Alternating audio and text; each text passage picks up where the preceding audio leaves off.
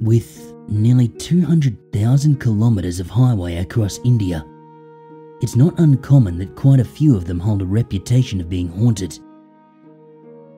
Every state, and there are 29 of them, boast at least a handful of highway stretches where locals will discourage you from travelling late at night, or stopping for gas, or offering lifts to strange, lonely people walking by the side of the road. In other parts, superstitious practices have taken grip, mostly to please the gods that protect travellers, but also to placate the angry spirits. You are told that it is essential that you stop by the large mound at the fifth turn down the Kasara Gut and offer your prayers before driving on. Or you are told that you must keep driving on the Eastern Expressway even if you hear your name being called out to you. Or a simple advice of not carrying any meat in your vehicle when driving the Kassetti Road. This may incite unexpected, hungry guests into your car. After a while, it gets hard to separate the real stories from the many myths, as they get repeated, nevertheless, over and again around the campfire tales, generation after generation. Many details are altered, enhanced, blurred, until you can't even remember the important things that could save your life. Such as, when driving down the long, dark and lonely stretch of Bata Road, was it a woman dressed in white that you had to watch out for? Or a young bride in red bridal attire? As hard as I tried to remember the story my grandma had told me of the haunting of this road, the details, they eluded me. After a while, I stopped trying to remember, and I pulled myself backward to further sink into the passenger seat of my friend's extremely sturdy, made-for Indian roads Bolero that could easily seat an extended Indian family. But today, it was carrying just the four of us. My childhood buddies, Hitesh, who was driving, and Bobby and Sonny, who were dozing in the middle seat. Our luggage took up some of the space in the seats at the very back. The four of us were on our way back from the wedding of another of our childhood friends. The reception had been held in a remote farmhouse deeper into the rural heartlands of India. The newlyweds were obsessed with connecting with their tribal roots, far away from the urban hustle their families had embraced a few generations ago. I have to admit that, despite my previous reluctance to travel so far for the wedding, it was a beautiful ceremony, and the drive to the farmhouse was beautifully scenic. We had started early in the morning, stopping often to take in the breathtaking sights of the hill we passed through, and grabbing quick bites of local cuisine, accompanied with piping hot spiced tea at regular intervals. However, now, at nearly 2 in the morning, that same road seemed macabre, without any streetlights or quaint little food and tea stalls, and with the intimidating dark shadows of the hills. This drive, which promised to be long, it brought back memories of every tale I had heard or read of highway ghosts in India.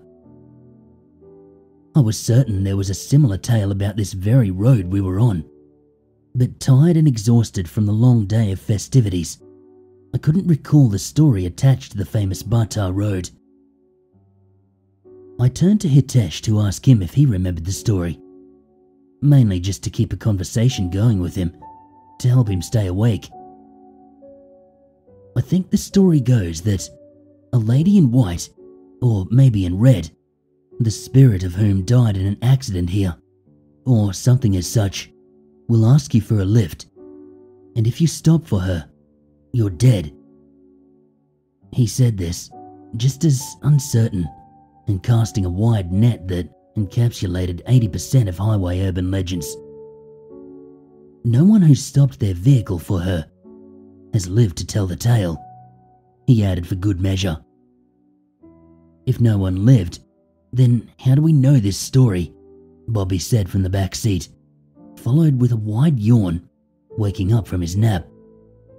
Exactly, replied Hitesh, leaving us confused, whilst distractedly looking at something in the distance.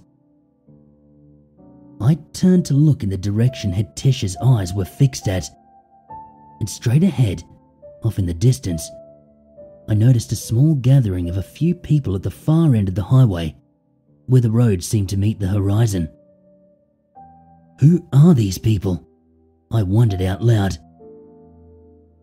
No one answered my rhetorical question, but all of us, including Sonny, who had woken up with our chatter by now, were fixedly staring at the road.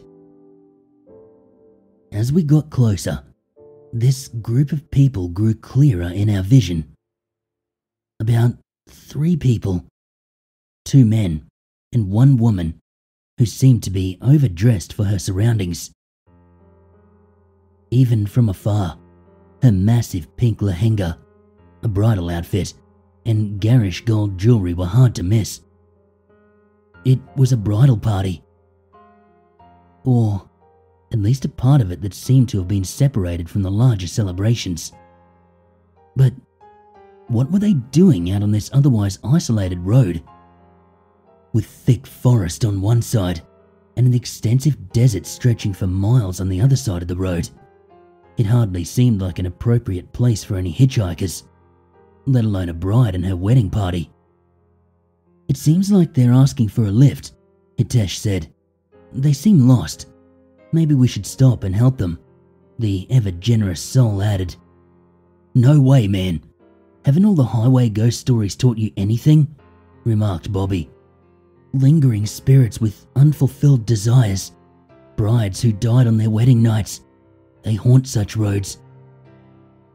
But this is not a single woman as in all those stories. It looks like a family of 4 people who seem to need our help, Hitesh tried to reason. Sonny added in agreement with Bobby.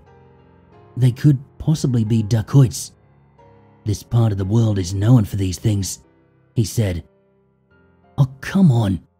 You don't really believe in that stuff, Hitesh retorted.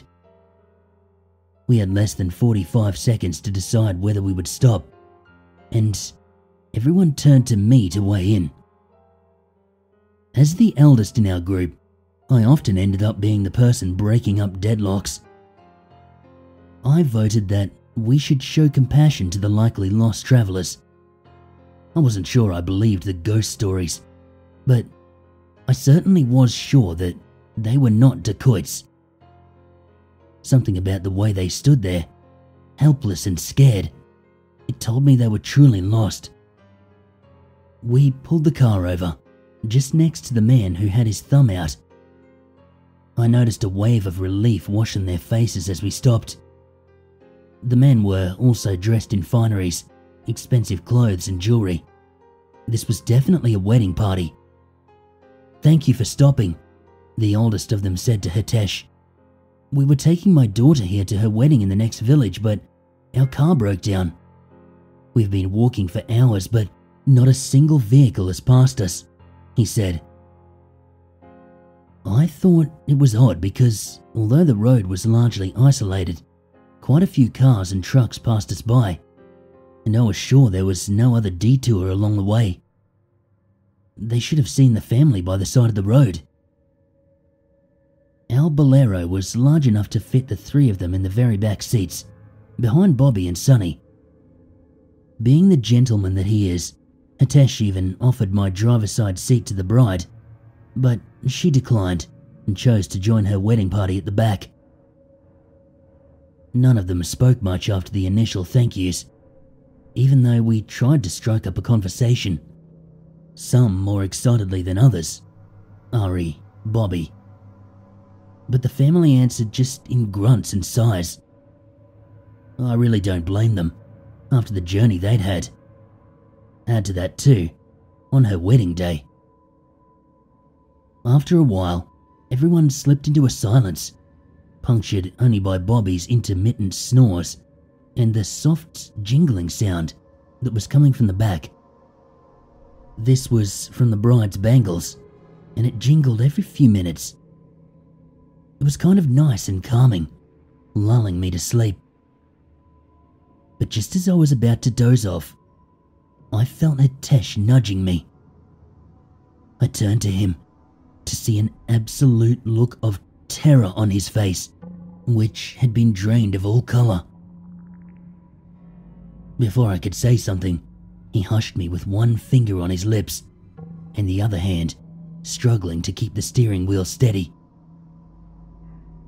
After a few seconds of what seemed like he was trying to catch his breath, he muttered very softly. I could barely catch his words. "Don't look back." The rebel in me was tempted to turn around and look behind me immediately, but the fear that was dripping in each syllable of Hitesh's warning had chilled my bones. I was frozen, and I looked at him for more explanation, but he kept his eyes fixed on that road, wide open and filled with a terror that I struggle to describe in words here. I followed his gaze, and there, on the side of the highway, getting closer by the second, stood a group of 3 villagers. Among them, a bride in pink lehenga, thumbs out. As we drew closer, I could see their faces. It was the same 3 villagers who we had picked up, who were supposedly sitting in the back seat. Extreme shock and horror swept through my body as I watched them smiling eerily, lips stretching from ear to ear. I was terrified, but I could not look away. And just as we passed them by, I heard the sweet, soft sound of bangles jangling in the back of our vehicle.